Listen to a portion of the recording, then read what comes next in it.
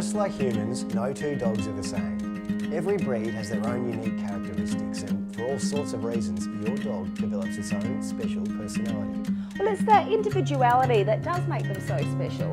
In fact, I often prefer and am quite content with the company of Darcy over Pooches sometimes. I'm a bit the same. I think it's because I'm such a good conversationalist when it comes to George. He's a really good listener, but doesn't always give me that much back. For you viewers at home, we've got a feature-packed episode today with lots of information and of course plenty of entertainment. And all the usual tips and tricks and great products to help you care for your dog. Oh, trading tips, Darcy. Maybe we can teach you something extra this week. Lara, you do know you can't teach an old dog new tricks. Hey, he's not old. Looks are deceiving. Tell me about it. I'm 73. Crate training is a really important thing that we can teach our dogs. In fact, many people don't realise how useful it is. Darcy is yet to be crate trained. So Trish, we're going to chat about why it's so important, but also hopefully show how it's done in the initial stages at least. Yeah, absolutely. So crate training has a lot of really good useful applications. Firstly, it's really good for speeding up house training in puppies.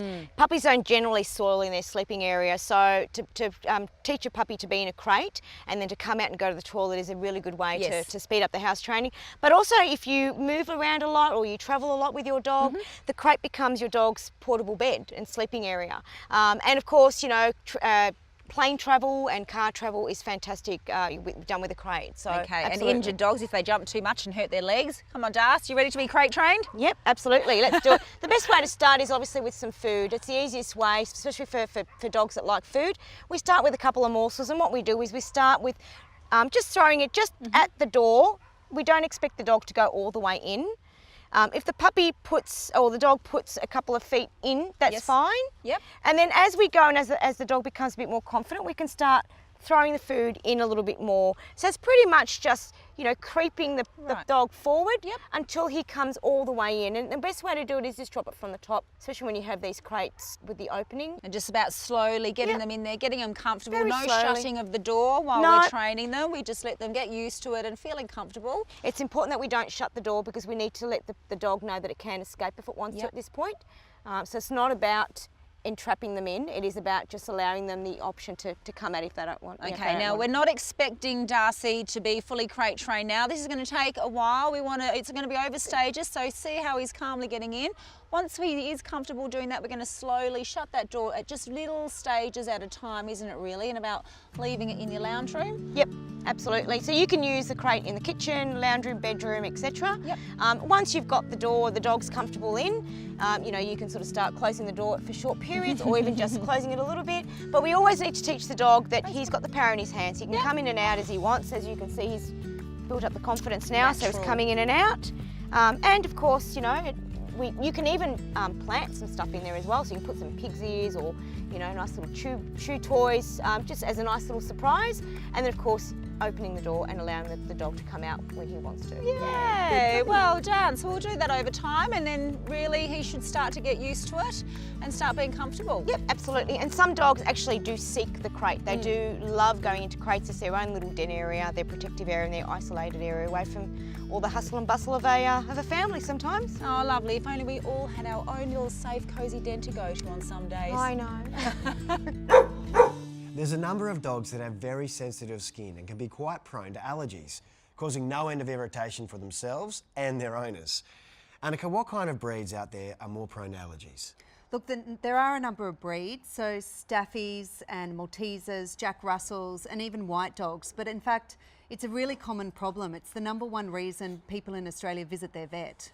And is it things like climate that can cause that? Is it like humans? Is it just grass or things like that? Allergens can come from a number of different areas. So certainly the environment, things like grasses, but also their diet. It could actually be dependent on their breed, and humidity as well really interrupts the skin. So are there particular shampoos we can use? What kind of products are there out there that we can help protect our dogs from these allergies? It really makes a big difference what you use on your dog when you come to wash it, because you can really irritate the dog's skin if you don't get it right. So something like Rufus and Koko 2-in-1 oatmeal wash is a great alternative. It's a shampoo and conditioner together. It contains oatmeal extract, which has calming properties on the skin. It's great to use all the time. However, if your dog is presenting and itching continuously, I recommend a more medicated wash, such as itch relief, this actually will basically kill the fungal infection that lives on the skin and stop the animal itching. So brilliant. Contains a natural ingredient called selenium sulfide. And last but not least, as a bit of a finish, if your dog has breakouts or open wounds, this is a fantastic nourishing barrier cream which contains a natural antifungal agent, and you can see, I'll show you here, it's quite thick, and this is a really great way to promote healing on their skin if they're really itchy. Fantastic. And there's some wonderful Australian-made products from Rufus and Koko to help your dog with its allergy problems. Looks like Buddy here is going to have an itch-free summer. Hey, buddy.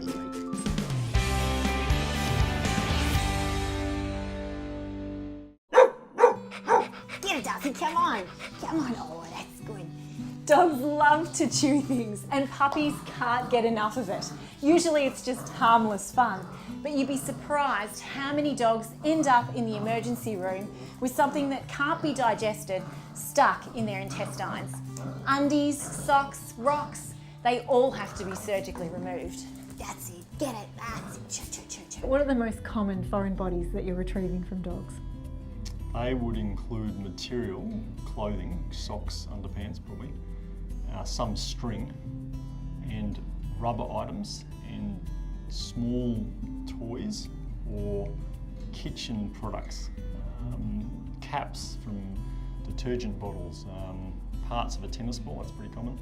Some vegetative matter, such as pips from fruit. I mean, there's a lot of fruit lying around and some dogs like fruit.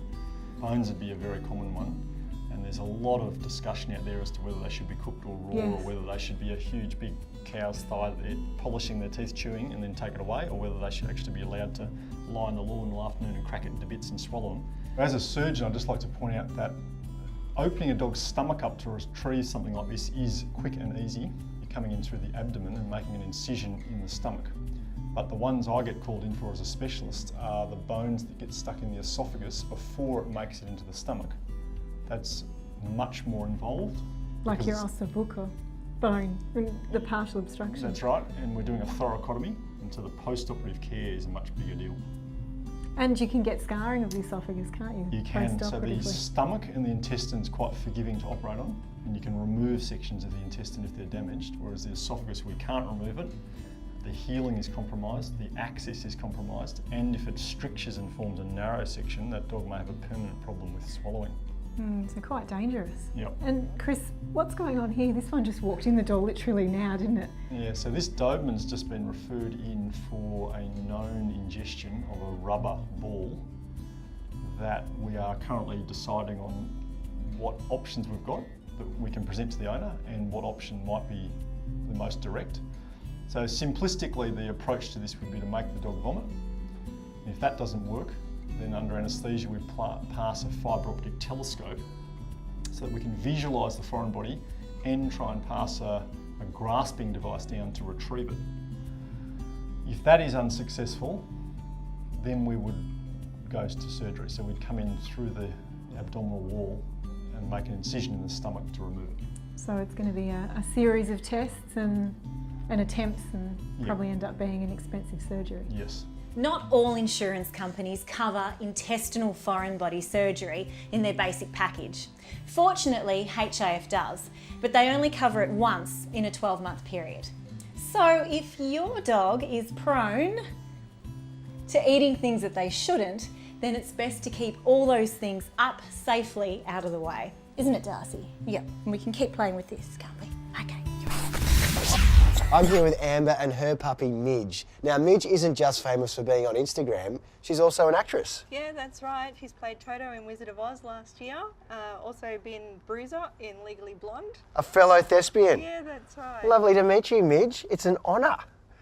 Now, Midge is also not just famous and living the high life, she does a lot of care work as well. Yeah, weekly visits to aged care, so the residents very much look forward to her visits. Do you find that you get a lot more out of that as well? I love it. seeing the people's faces light up, it's so rewarding. It really is. And she enjoys it too, I imagine. Absolutely. Loves it. Barks to let everyone know she's there. Now, Midge's Insta is full of so many wonderful photos. She seems to have some pretty elaborate costumes and outfits. Does she enjoys getting dressed up? Yeah, mostly. Every now and then she says no. But mostly she's good, yeah. Last but not least, how many followers does Midge have? Just over 35,000. 35,000. Well, if you want to be 35,001, check out Midge's Insta, and we'll see you next time.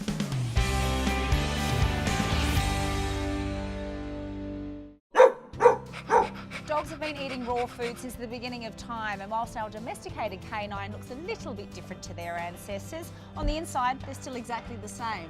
Chris, why do you think that raw food is more biologically appropriate for our dogs? Well, it's the evolutionary diet for the dogs, and nature always gets it right. So this is what they eat out in the wild.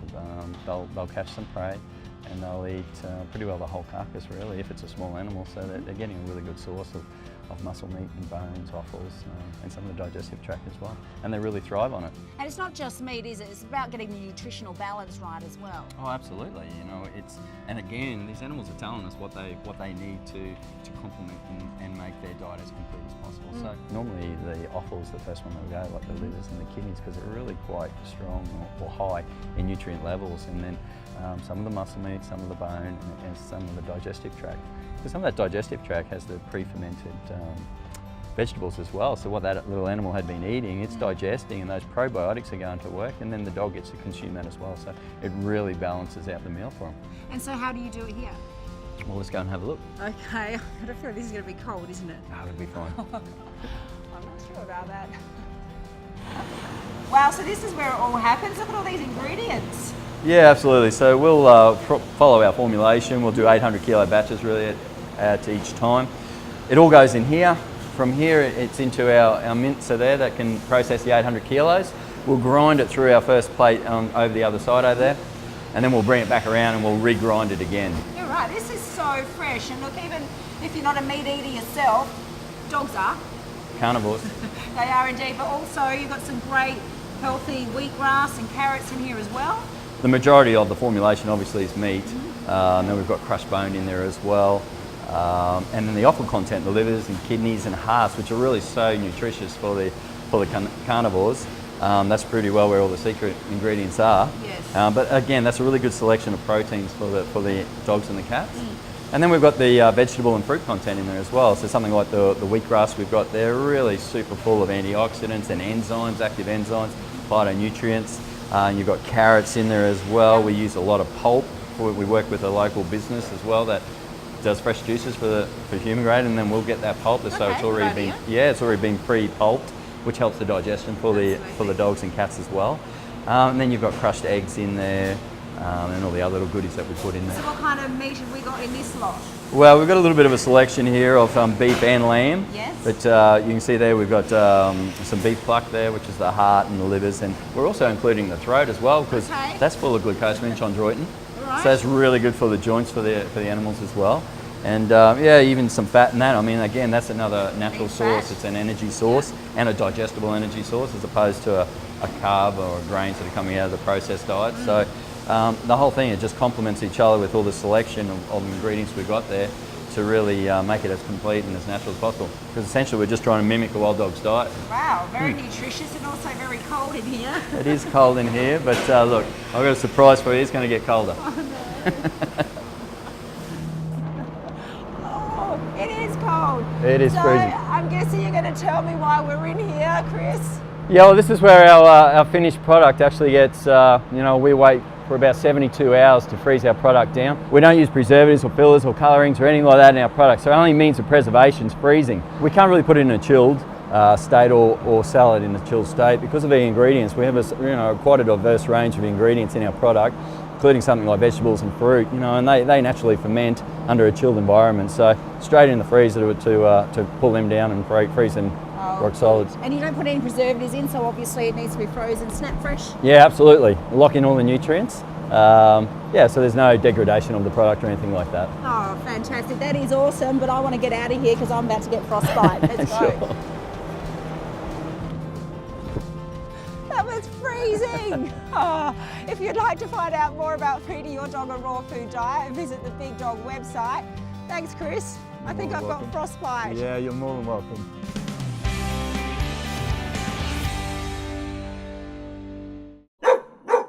If you and your dog are fans of the water or heading off on a coastal trip, there's a few things to remember to make sure it's a safe and happy holiday for everyone.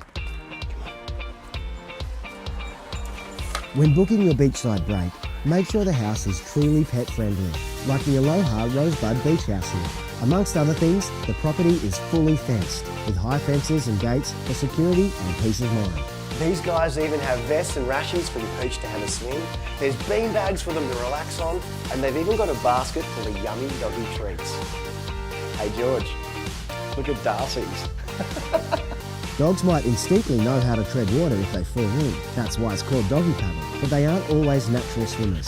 So if you are holidaying near the beach or a waterway, it's really important your dog's been introduced to the water and knows how to swim. Ready to go, mate?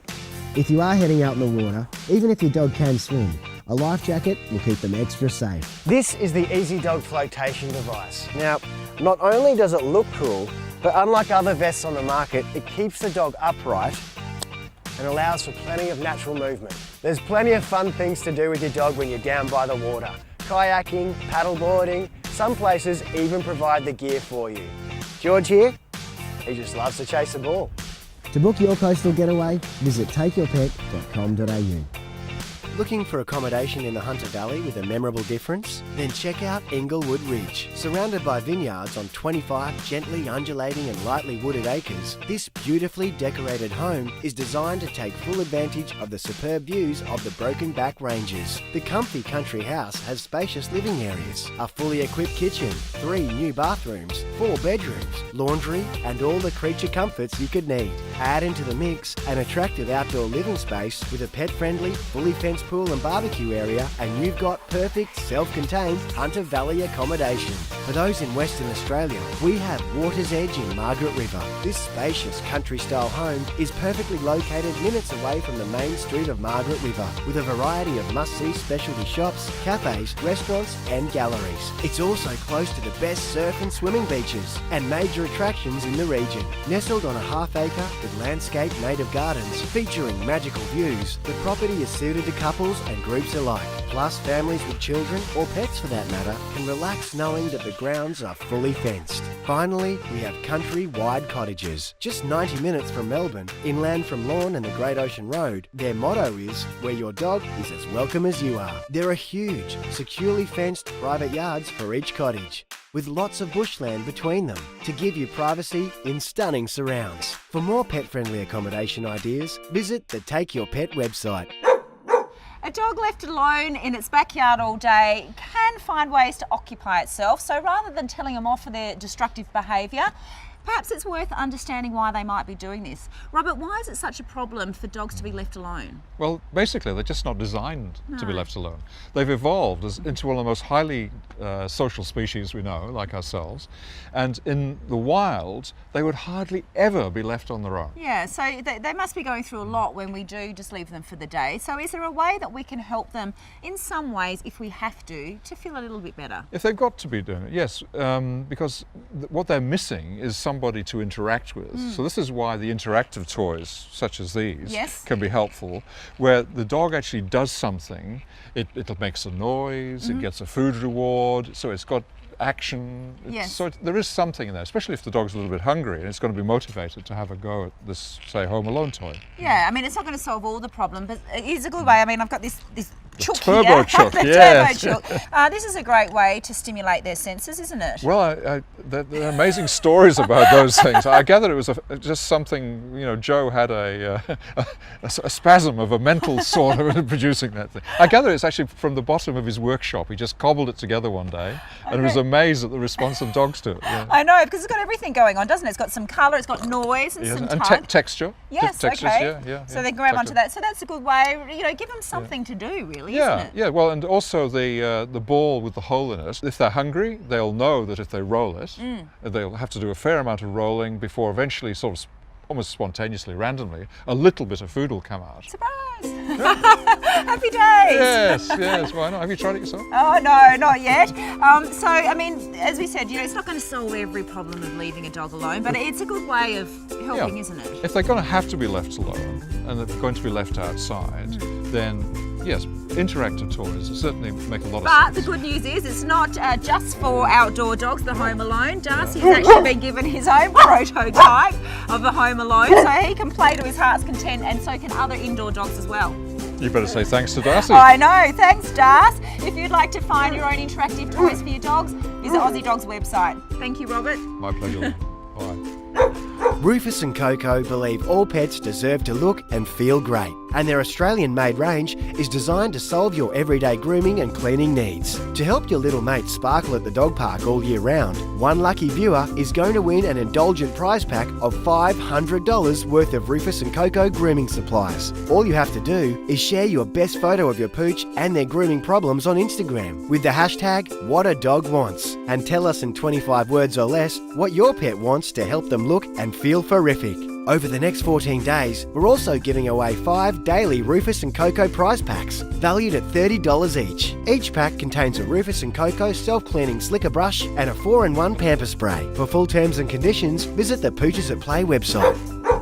Well, that brings us to the end of another awesome show. I hope you enjoyed it and learnt a thing or two about how to make life with your dog more enjoyable. If you're after more tips and information, visit the Pooches at Play website, or you can also check out the latest news on our Facebook page. And while you're there, why not tell us a little bit about your own pooch and leave us a comment or two about the show. See you next time. Well, not if they see us first. Well, they can't see us first. Well, do they see us first? Well, I'm confused. We see them first. Well, let's watch it again.